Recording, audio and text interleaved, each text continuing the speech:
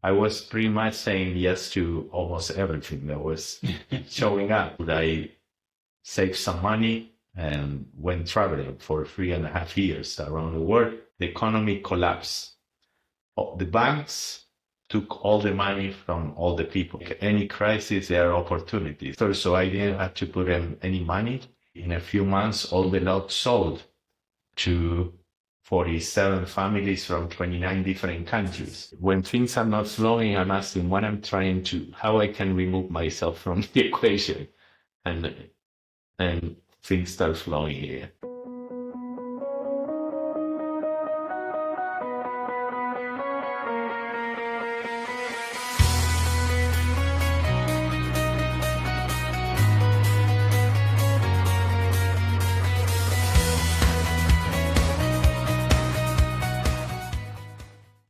Welcome back to another En Route to Discovery podcast. I'm James, and I'm here with my co-host, my daughter, Mia. And for the past month or so, we've been living in this amazing, unique jungle community here in Costa Rica. And it's hard to describe what it's like unless you experience it firsthand. We've been staying at La Ecovilla in San Mateo, Costa Rica. And this community is built entirely from the ground up. It was a deforested farmland, and now it's a thriving international community. It's an amazing place here in Costa Rica. And today we're fortunate enough to be sitting with the man behind it all, Marcelo Valansi, the CEO and co-founder of La Ecovilla. Marcelo, welcome to the show. Thank you. All right. So we're going to be getting off with some questions here, Marcelo.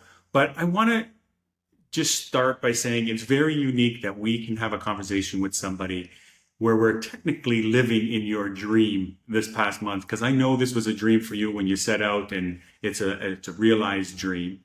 So the whole time we were here, Mia and I have been thinking about this, and we were like, how does one person get this big idea and take this upon like yourself to do this? And it must be part of, the drive that you had when you were younger. So I want to learn a little bit more about Marcela as a kid in Argentina. Tell me just a little bit about your early days, what growing up was like before you moved from Argentina. So just give me a little bit of backstory of how you grew up. Were you around entrepreneurship? Did you have big dreams or stuff? Tell me a little bit about your background. Sure. I was born in the late 70s in Argentina, in Buenos Aires, a big city.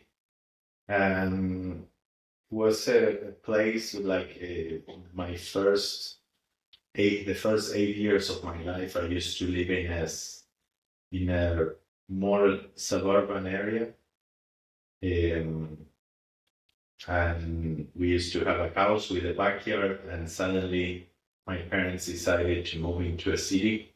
Buenos Aires is a huge city, and into the building. No backyard, no green, and it felt that something was missing. And my parents used to have a house in a country club that we would go the weekends, and it felt as well a little weird of having this golf course and living around a golf course, and nature wasn't really present. But as well, it was much better than being in a building.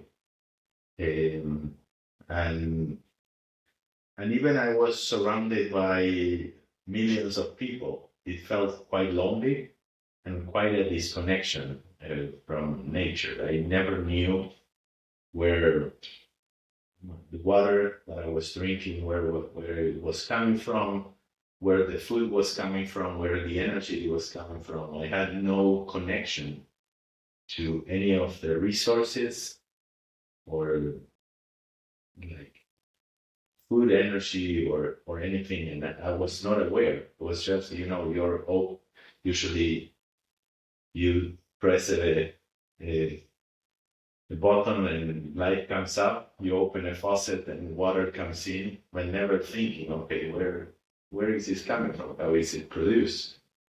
There was a whole disconnection.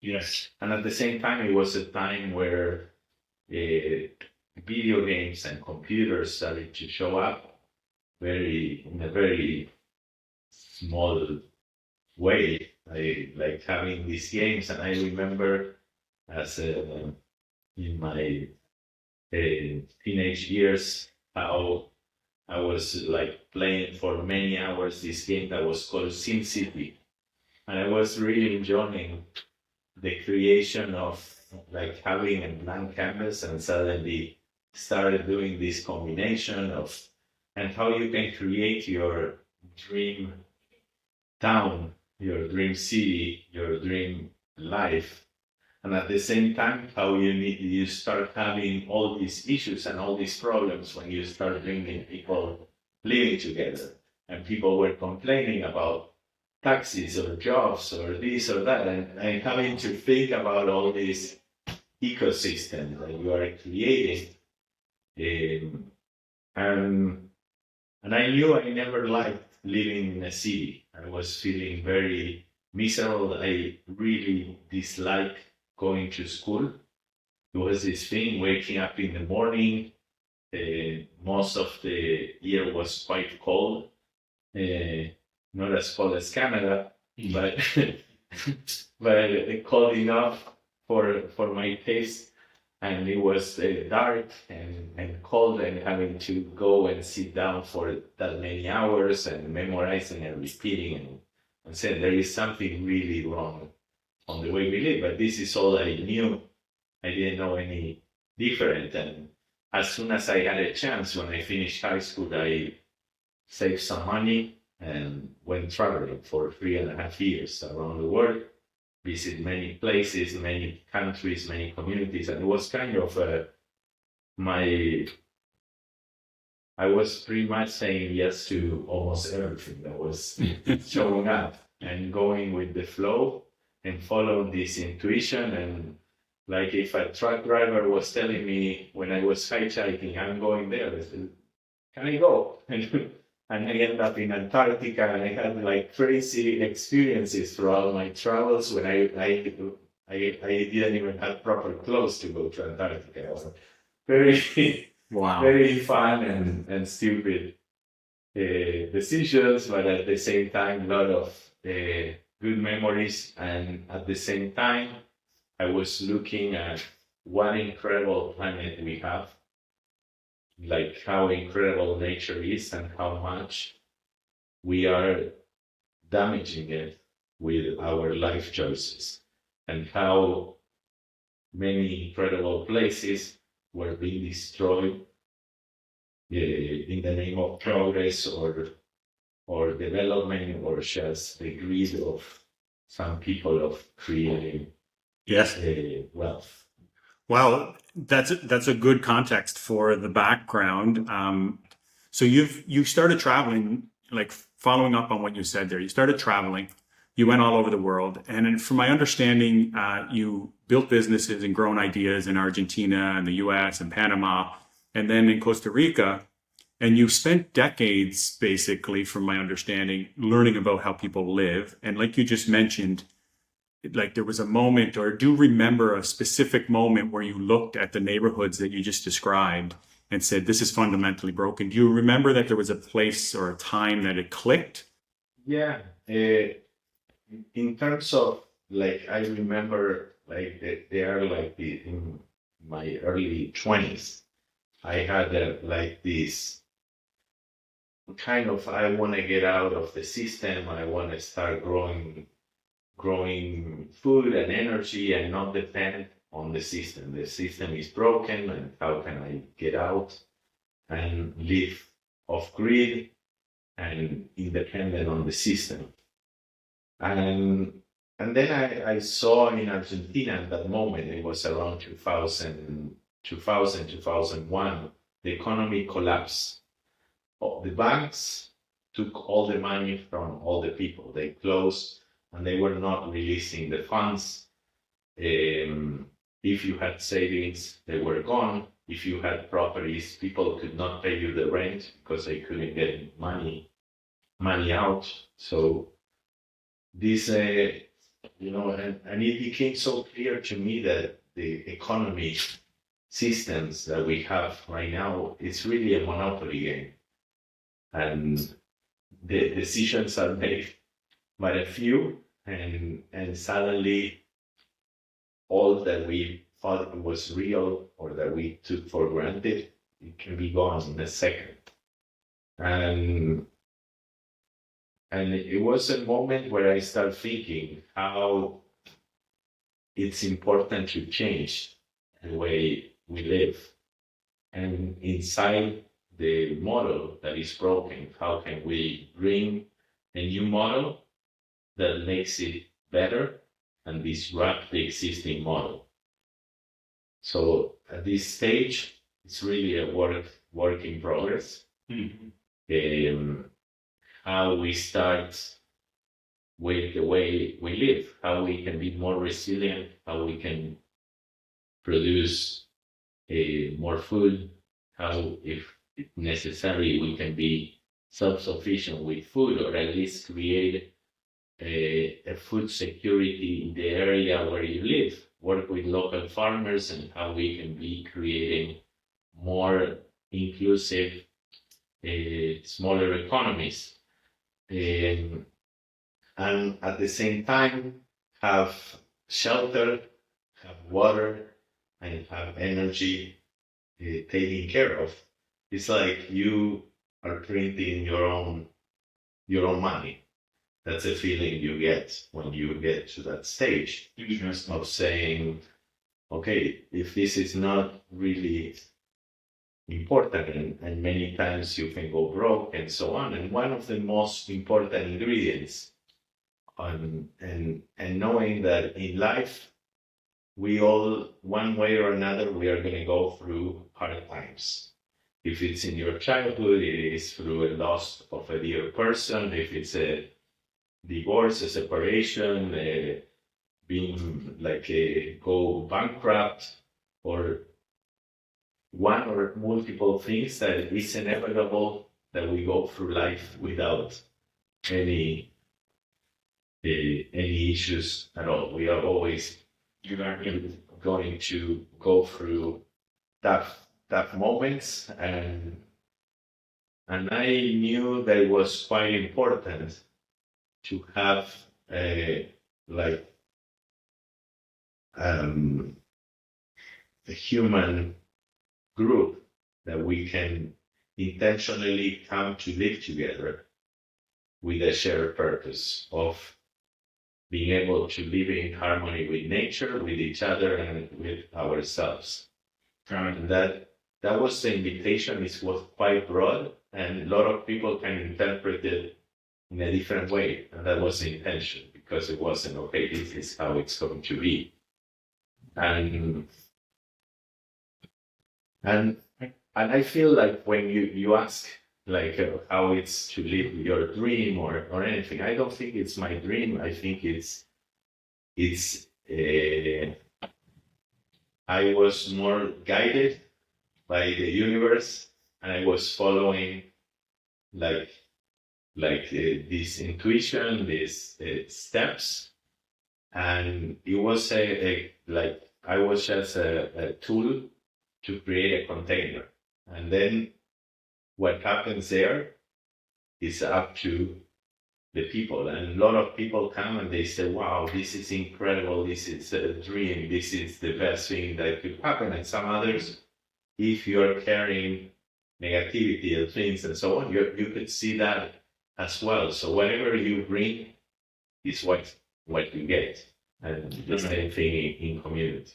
Mia, your next question. So you got a sense of what kind of inspired him in the early days. Do you have a question about that, your next question?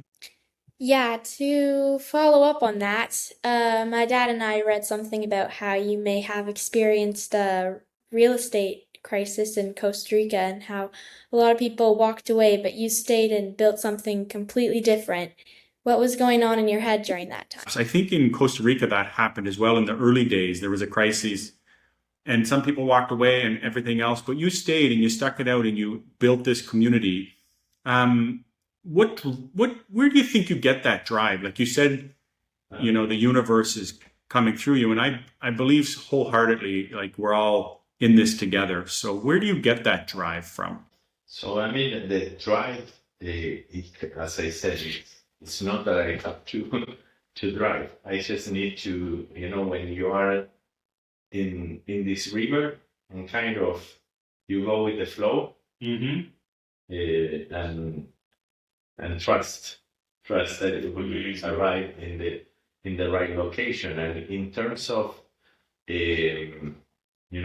these opportunities, when you have crisis, and they are like moments. In 2008, there were a group of North Americans that wanted to create baby boomer communities for retirees, and they purchased the land where Ecovilla is now, and they purchased it in 2006. 2008 came, and by then they haven't sold anything, and the market was completely dead. So there were all these group of investors that they had a land in Costa Rica and they wanted to get out. And one of the investors knew that I was looking for land to create like Ecovilla, and he contacted me and says, "Look, we have this beautiful land in San Mateo." And so it was really, like any crisis, there are opportunities. And for me, it was a great opportunity to be able to create this container. And we made a deal where they put up the land. And for every lot we sell, there was a percentage going back to the investor. So I didn't have to put in any money. And it was a creation. I made a small investment for the creation of a master plan, put in a website, and opened a Facebook account. It was a free account. I was sharing what we were doing and telling a few friends, and it was word of mouth. And suddenly, in a few months, all the lots sold to 47 families from 29 different countries. Amazing. And coming together and saying, okay, now we are living together and we have all these kids. What are we going to do now with education? So we started. We'll get into that in just a second, because I want to really dive into that in a second. I'm sorry to cut you off, but I do want to get Mia in here because I know she has a question here. You were talking about, before we get into the school and stuff, about there was a statement that you heard Marcelo make, and you wanted to talk about. Go ahead with that question. Oh, the planet? Yeah. Okay. You've said before that if we don't change the way that we live, the planet is basically going to wipe us out. Do you actually believe that? Does that thought follow you around in your day-to-day life? We'd love to hear about that. Yes, I have no doubt. The planet have been run around way before we as humans. We came here, and you could see the force of nature, how strong and resilient and important it is, and how in 2 seconds it can be like Exactly. we are out. And yeah, I think that's so important to mention that. And going back to something that I was touching on before, I think I've gotten to know you over the last month. I've gotten to know your family and the people in the community, and it's been a real joy and a pleasure to be able to live here and feel the energy and know that this community all feels the same way that you do. And I think that's a testament to you, but also just to all the people in the community that have taken this on. And where we grew up and grow up back home in Canada, a lot of people do good things, and they say they're going to recycle and, they're going to use, less chemicals and stuff. But it takes something to go to deforested land and say, I'm going to build this community and really practice what you preach and put it into your everyday life. There's something big about that. Do you want to touch on that a little bit about what did you envision in those early days of what was possible, or did you just have no limits? Did you say we're going to because I know there's the sewage treatment plant, there's the water, there's the garden, there's the trees that you plant. Yeah. Tell me about, and I know you say it's not a drive and it's the universe working through you and the community came together, but you are a visionary, and I think you're an inspiration for people like myself who love this beautiful earth. But for people who are listening at home, you've done something very special here. So tell me about what you saw in the beginning. So you know, it is many times if you have to run a marathon and you start thinking, oh, I have 40 plus more kilometers to run, or if you do an Ironman and you start thinking of all the things you need to do, like you would never do it. It sounds insane and crazy, and when you put it this way, and it is really like that's why when I said that you don't think about it and you just follow every step and say, okay, now I need to make a master plan. Now I need to talk to my friends. Now I need to do this. And everything starts lining up. And when it's the right thing to do, it starts flowing in a perfect way. And you don't need to force it. And it's not something that is tiring or you are going against resistance. When that resistance happens, it means that it's not meant to be. Wow, that's powerful. And the same thing for Ecovilla. Like it was really the right people start showing up, the right resources, like everything started aligning when it needs to happen. That's why I'm saying it's really when things are not flowing, I'm asking what I'm trying to, how I can remove myself from the equation, and things start flowing again. I think that's great advice, and not just in this, the sustainable idea and the regeneration and everything, but in business in general. A lot of our viewers, watch this to listen from entrepreneurs like yourself. And I think that's a great thing. When you feel so much resistance, maybe there's a reason. When you're hearing the same thing over and over again, that it might not be a good idea or whatever, then maybe it's not a good idea. But the opposite is true. When your gut tells you and you feel that intuition that things are flowing, that snowball. So that's great advice. Mia, you have a question for Marcelo? Yeah, so this kind of jumps into like community and what you've been doing here, but what does community actually mean to you? Yeah, like your community is special here. What does community mean to you, Marcelo? So, what community means to me is like it comes from a common union, something that bring us together and glue us together. And for some people, community means different things and why they are here. From like living in a more sustainable lifestyle to be able to have a group of cool people to live around. For some others means support raising their kids.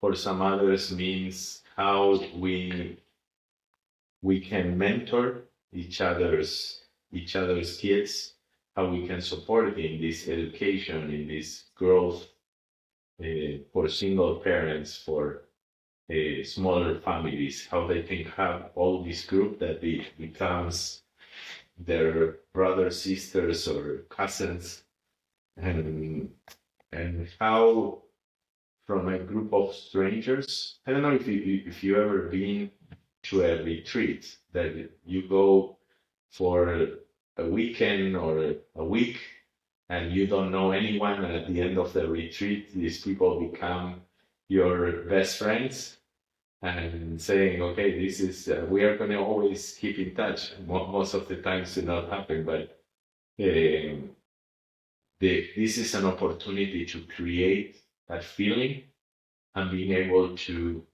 continue growing and expanding this relationship where we can have, for many years, we had men's circles every week, women's circles, community gatherings, dinners together, parties, events where people come together to celebrate life, to support each other in rough moments.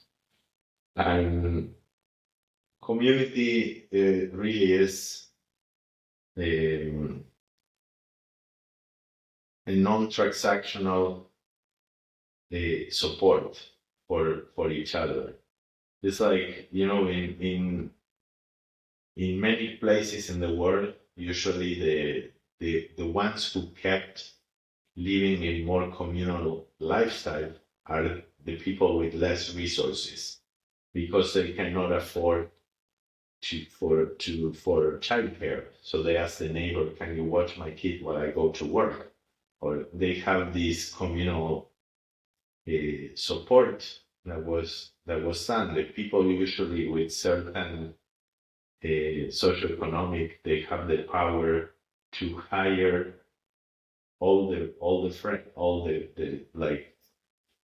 to hire the nanny, to hire the cleaning, to hire someone to come and help repairing the roof or whatever is needed. But there are things, that you said money cannot buy, and there are these friendship and connection and people that will be there for you, even that you cannot pay them. But if you need them, you know that they will be there. That is priceless, because you have a genuine intention behind, not a built interest.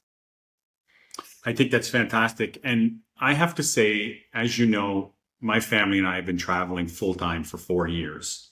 And when we go traveling all over the place, we go and try to do all of the things that that place has to offer, whether that's, parks or waterfalls or hikes or whatever, but they're all out in the, around the area. And this is the first place that we've been. We've been here for a month now. It's the first place that my whole family are looking at each other. And with exception to just going to the grocery store, which is 10 minutes up the road, we have not left the village. And the reason is everything is there. And people really look for that community. And I can say that the people in the community are genuinely there for each other. And it's so amazing to meet people just walking down the street, walking their dog or walking their children, or at the river that is just at the base of the village, or at the common areas. And people are genuinely like in good conversations. Nobody's looking at their phones, and that whole sense of community, family, like they feel like family. And we haven't left because we've gone to so many things. There's been so many, we've gone to dance classes, we've gone to exercise classes. We've gone to swimming in the river and the waterfall, and there's so many just cool things that So my question to all that is, was that something that you wanted to build, or did that just happen organically because the people that came were all seeking that same sense of community? That happened kind of organically. I invited, as soon as the community was formed in 2010, I invited a dear friend that he's an anthropologist, and he traveled and visited many ancient communities, studying how they work, how do they make decisions, and how all what I call the invisible infrastructures work. The visible infrastructures are the pool, the ranch, the yoga, the roads, but there is all this behind the scene that is the culture of the place that is so important, and how we want to create a culture of whatever we want it to be, and how do we receive kids into the planet, how we do support the family that just received a kid, how we support a family that lost someone, how do we say goodbye to someone, and all these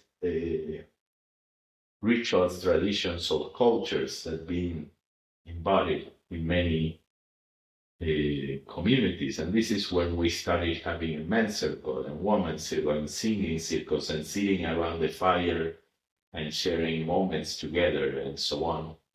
And it was planting a seed that gave the feeling of, wow, this is so nice. And there is something in your DNA that start remembering, oh wow, we are supposed to live like this. and this is nothing new. And yeah, it is it was there like a seed that was planted, and then it started growing, and it changes as well. It's like there are moments where there are like activities every single day. There are moments that they are every single hour. There are moments that it's more quiet, more introspect, more outgoing, and it's depending on the energy that the people bring, and it is really a live organism. That's amazing. And Mia, when you think of Eco Village, I know you had a question, and I think it's a question that a lot of people think of. Go to that question that you were asking about. Okay, yeah, that kind of ties into what we were just talking about. I think what a lot of people hear when they hear eco village is like having to give up everything like cold showers, no Wi-Fi, eating whatever basically grows in your backyard. You've been really intentional about providing and proving that's not true. Why does that part matter so much to you? Um, as I said, like usually, and I had that in my early 20s. It's like most of an eco village comes as a resistant to the system, and they want to go out of the system and leave everything from the system is wrong. You cannot own land, you cannot have this or that, and no internet or no technology or no. And when you have that anger, you can really not change a model that is broken and saying, okay, how can we fix it? How can we make it better? And at the same time, yeah, I personally was looking. I feel like before I built Ecovilla, I met my wife and we wanted to live in community. But we did all the eco villages that we visit, we would not feel like it's a place that we see ourselves living or growing a family or growing old. Because there are certain things that we want, that we enjoy, that were not met there. And that's the case on most of these. And I think, how can we build a modern eco-village, an agro-food, a model that integrates this and where you can have a nice hot shower from a solar water heater, and how can you have a good internet connection that people can work from home, from like that they can be there because you have the best. We were the first residential project in Costa Rica to have fiber optic to the house.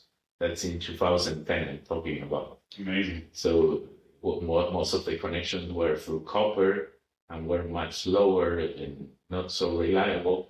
And I said, if we really want to do this, and we created a pilot product and integrated the Costa Rican internet company that used to be a monopoly, and saying, right now the competition is opening, I want this. If you don't do it, you will lose up. And I was able to convince them to create this pilot program. And now they have fiber optic throughout the whole country. Amazing. So it's really building in a different way, and where the idea is that no one feels this is not for me. The idea is that people could come, not ages. Like there are many eco villages that you go for a weekend and they say, yeah, it's fun, but there is no way I see myself living here and having to go into the river and wash my clothes by hand and hang them and so on. And so it was really after visiting many communities and seeing what not to do most of the time. I visited a place in Australia, in the Currumbin Valley, that was called the Eco Village. At the end, it was never what they wanted to be because of regulations in Australia and everything that went broke. But the idea was very similar to what I wanted. And that's when I bought the site ecovilla.com. The Eco Village means Ecovilla Yes. in Spanish. Yes. And you were speaking like about being intentional and everything else. And you did mention before, and I kind of cut you off about the school, but I know that that's an important part. You have, amazing children. I've got to meet you and get to know your children. And that's an important part. And us traveling with my family, we've done a lot of, we call it road schooling or world schooling and stuff. But tell us a little bit about how that played a part in your real world school, and how is it compared to traditional school that we might think about in the Western world, in Canada and the US? So, when we started moving in, and suddenly we said, okay, we have 57 kids between all the families. How do we want to educate them? And there, like, was, kind when you go to someone about nutrition, everyone had a different idea what the best education is. I can imagine. and why. So we said, okay, let's do breakup groups, and all the families can have like all these different families will do a study between them of a specific method and present it to the rest of the group. We started doing all this research, and as well, we asked this anthropologist friend that visited many communities, and he had 6 kids. So we said, well, what is the best education model? And we came to the same conclusion that, like it was, the first was unschooling, or like democratic school, or free learning. Mm-hmm. The second one was Waldorf, Montessori, and so on. And there were others that follow, but there is something about letting the kid learn how to learn, discover, and suddenly having the opportunity that you see that they figure something out. You see them, that spark in their eyes, and that discovery, and that curiosity, and as well combined with the mentorship model. I feel it's the most powerful thing. The mentorship model, meaning that we have a very diverse community with people from all over the world, different ages, different backgrounds, and that they can share different gifts with the community and with the kids. And so my son, at some moment, he was quite interested in carpentry. And we had one of the neighbors, he was building some furniture at his house. Like, he was moving in, and he's a carpenter. And he invited my son and another kid that were interested. They approached him and says, we are interested in learning how to build furniture. And he told them, okay, if you're interested, come tomorrow at 6 a.m.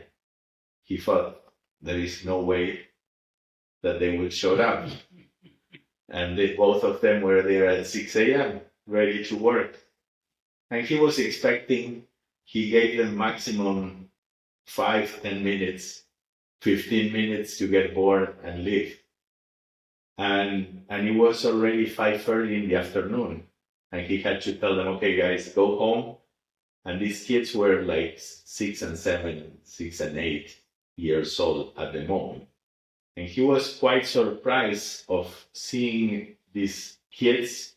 He says, I have daughters, I have nephews, and I know this concentration span is very, very limited. And he was super cute, like, he says, there is something different about the education these kids are getting when they want something, when they're interested, how they can really focus their attention and be there until they figure it out. And it's a passion, it's not a chore. But in traditional school, we are we could be very interested in a subject and suddenly, okay, now it's a break and we thought go to something completely new. So in a way, this education has been having an evolution throughout the years. And we started with this completely free, non-directive education, and suddenly the kids, when they got to a certain age, 11, 12, 13, they needed more challenge, more guidance, more things. So we started working in project-based learning and adapting it to like the free part for the small ones, but as they grow older, how they can work and how they can get a title in case they want to pursue any higher education or do something Yes. different. They have the possibility and not limit.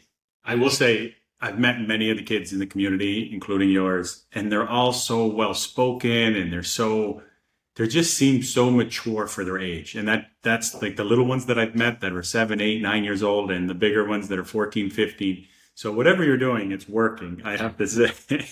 Mia, do you want to close out that section? I know you had a question there. That was Something. pretty much the answer to my question, to be honest. I was just gonna say, for the eco village for children, most developers like build something and kind of hand it off and move on, but you just kept going deeper. What drives that? It's a project that, like, it happened in a very serendipitous way.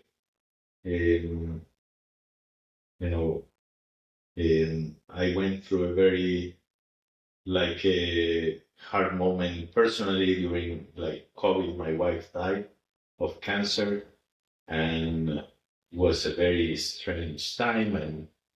And I went to the beach while people were in lockdown, and I went to this beach it's called Santa Teresa, and there is a small town before you get there that is called Covano.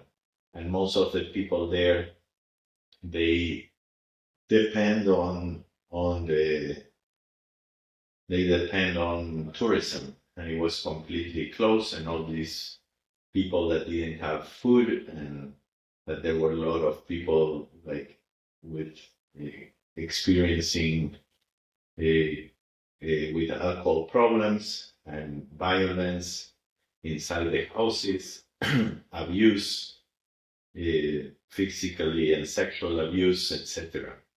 And I met this incredible woman that she was working, feeding some kids of her paycheck in a beauty salon.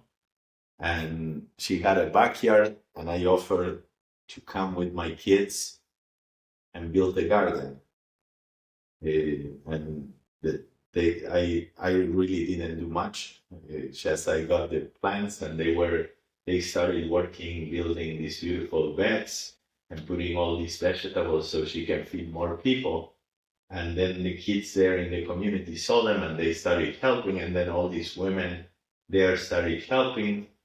And then I had a friend that has one of the biggest food distribution companies in the country. I told him about it, and he started sending 200 boxes of food every week.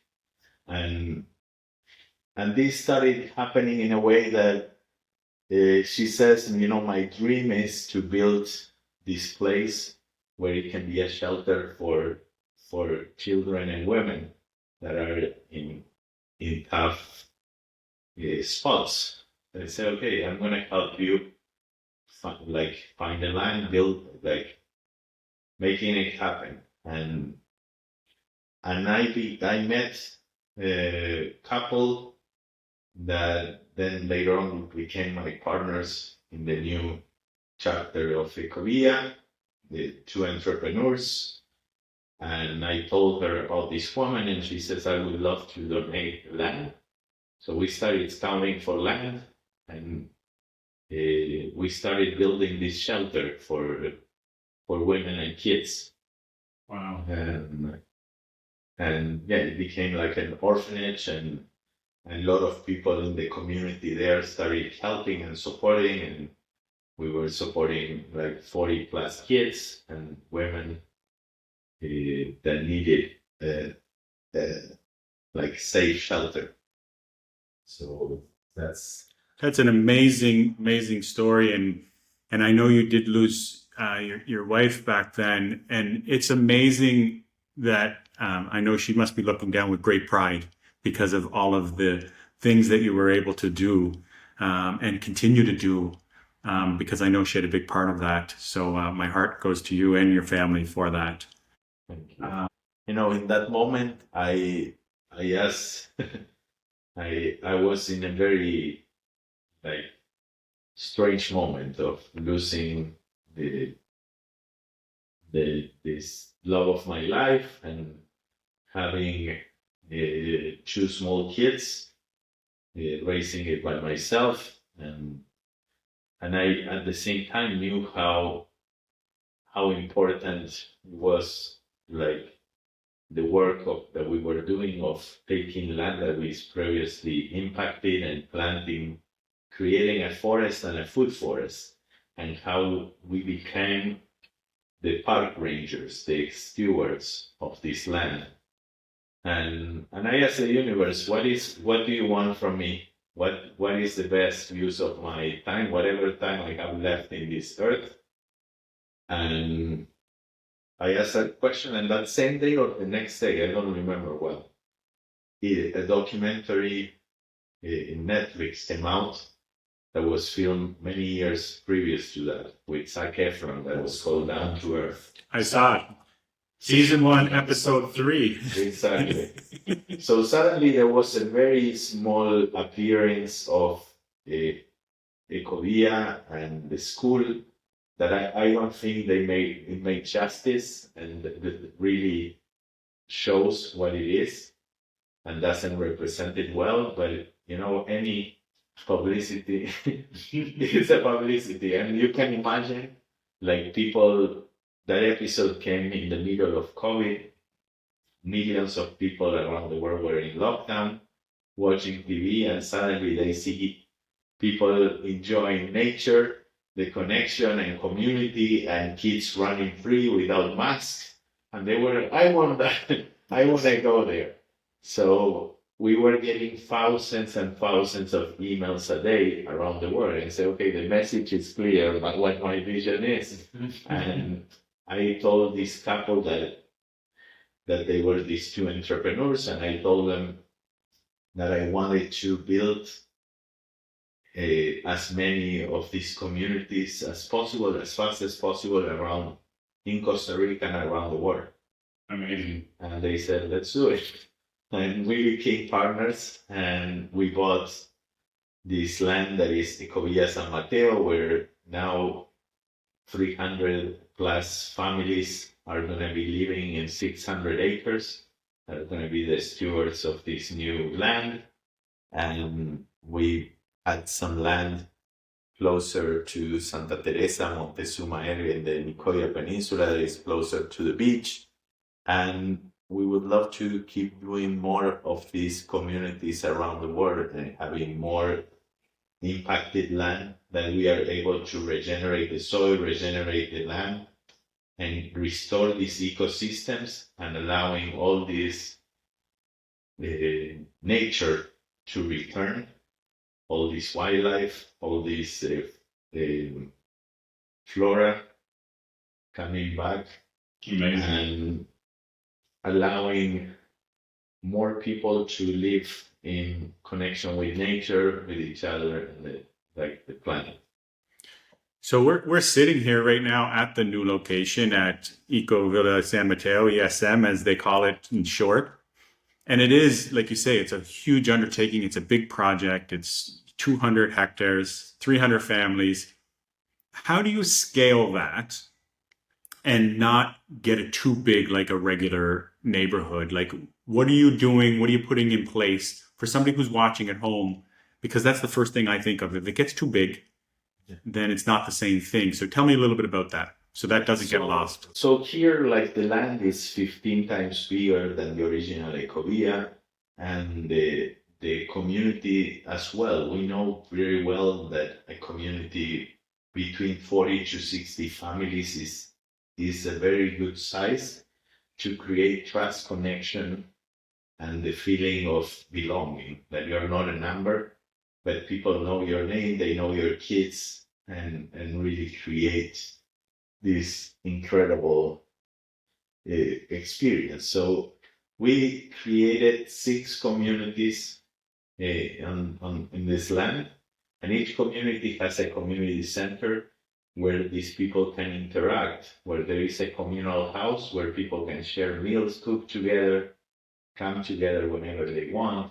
There is a yoga shala where people can have a movement and dance and meditation and yoga and boxing or martial arts or whatever needs to happen. And as well, there is a garden in each of the communities where they produce a lot of food, and there is a swimming pool where people can go and interact with each other, and offerings that happen in these spaces. What I imagine that is going to happen is like it's going to be one big community, but there will be different circles that will be divided into this inside these 6 communities, because you either have kids the same age, or you like to share different sports and you play paddle together, or pickleball, or tennis, or soccer, or whatever is your sport, or your you like to play music or paint or whatever, like common hobbies, or you have a good relationship with certain people. There will be these circles or groups that's going to happen naturally. But we are really working a lot on the invisible infrastructure, governance, how we vote, how we make decisions, how we prevent conflict, and if conflict arises, how we solve it, and working a lot on this culture so it becomes very successful. I have big hope that will be the case, and if that's the case, we can really take it into 1,000, 5,000, 10,000, 20,000 families, but they're having as well the same feeling of belonging. Mia, I know you had a question about that, like what he just mentioned there. Yeah. So, can you envision creating communities like Ecovilla in other cities around the world someday, or would you say this only works here? No, that's the idea. That's the hope.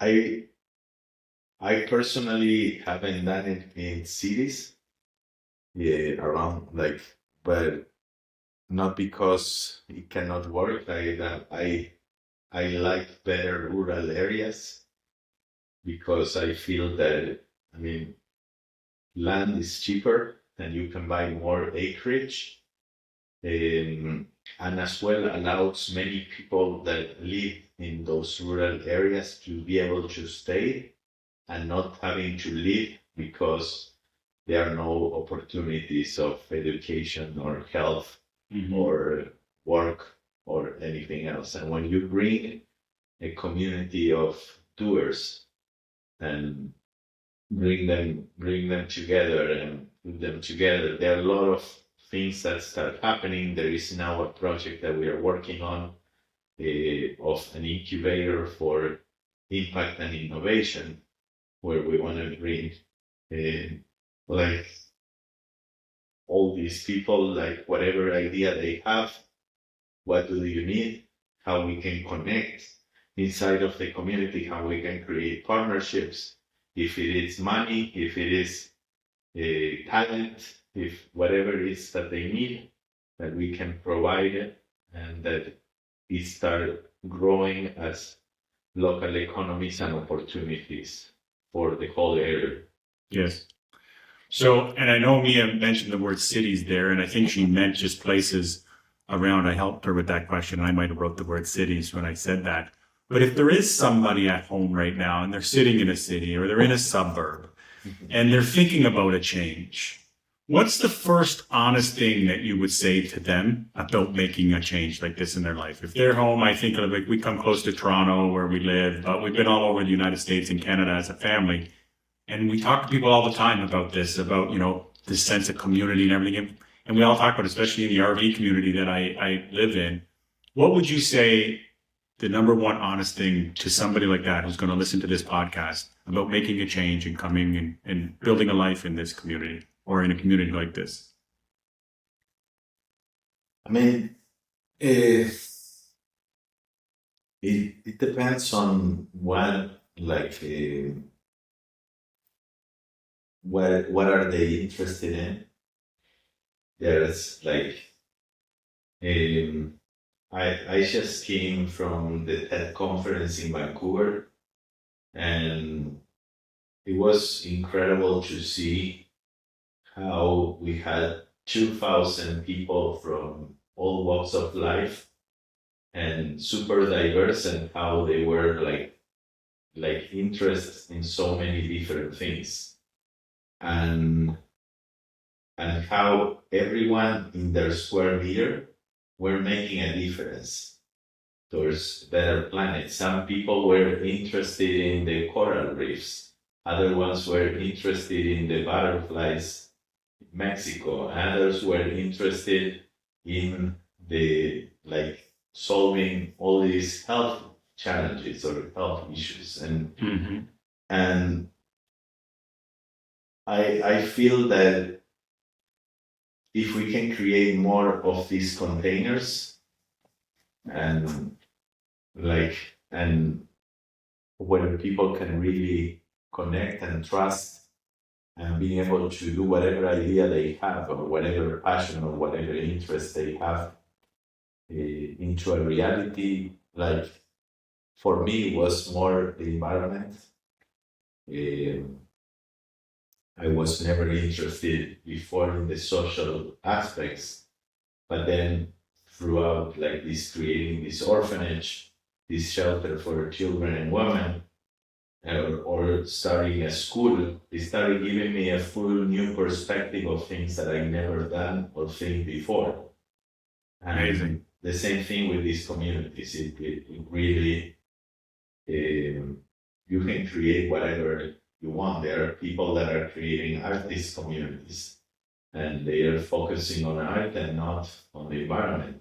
Yes. And yeah, I feel that there is room for everything. But the moment we start really connecting to each other, to nature, it's like so many things start changing and switching. So if somebody's sitting home right now, you started to talk about that, and it's different for everybody, but to make a move into this kind of community, what kind of advice would you give them of finding, researching? The best advice I would give anyone that is looking for a community is that whatever you are running away from, you don't carry it on with you. Very important. Very important. Many times, if it is, if you have certain issues or that you don't work on them and you're just running away from them, it's not like you're going to leave them behind. They're going to follow you, and life is not going to be better or anything. It's really these communities, you usually have less distraction than being in a city. Yes. And yeah, it's really what can I bring and how can I contribute, or if you want you are running away from this high paced life, where everyone is running, that suddenly you come here and you want it to be everything fast and everything efficient again, and suddenly it's this pura vida, and you can go to the bank and have to wait for 2 hours to open an account for them to and the person in front of you is start asking, "How is your grandma? And how is your?" And you're like, "Please, I gotta go. and it's like we wanted to reproduce whatever we had back home, and that finally we were resisting and wanted to bring it back. All right. I think that's great. You know what? We do this fun thing. It's kind of quick. It's the questions are all out of the like totally off topic sometimes. It's rapid fire. Just a quick 1 or 2 word answer, a couple of little things. If you don't mind, I'm going to ask a couple of quick questions in this digital social world that we have. It's good little excerpts sometimes. So what's one thing that surprised you most about the people who choose to live here?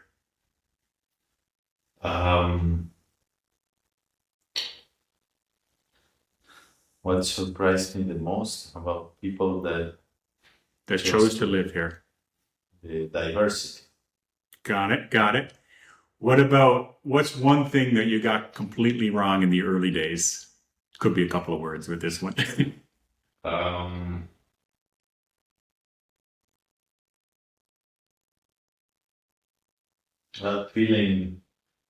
Feeling I was the one doing something. Okay, that's interesting. This is an off-the-wall one. If Ecovilla was a soundtrack, what genre would it be?